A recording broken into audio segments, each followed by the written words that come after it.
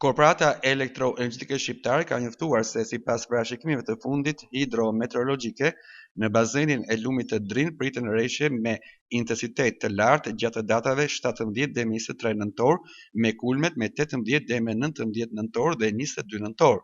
Zonat më të prekura pritet të jenë Balbona dhe Kuksi, ku parashikon rënje të konsiderueshme të rreshjeve.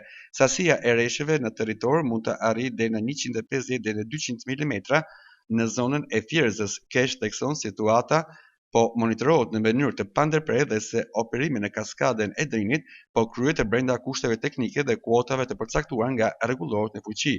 Prurjet e larta të dy lymeve kryesor që ushqejnë liçenin e Fierzës pritet të sjellin një rritje të ndjeshme të nivelit të ujit në bazen, veçanërisht gjatë ditëve të kulmit të rreshjeve. Sipas vlerësimeve paraprake, nëse rreshjet realizohen sipas parashikimeve dhe prurjet mbeten në nivele të larta për disa ditë, niveli i ujit në liçenin e Fierzës mund të afrohet kuotave maksimale të parashikuar për operim, gjë që mund të kërkojë shkarkime të kontrolluara për të ruajtur sigurinë e kaskadës.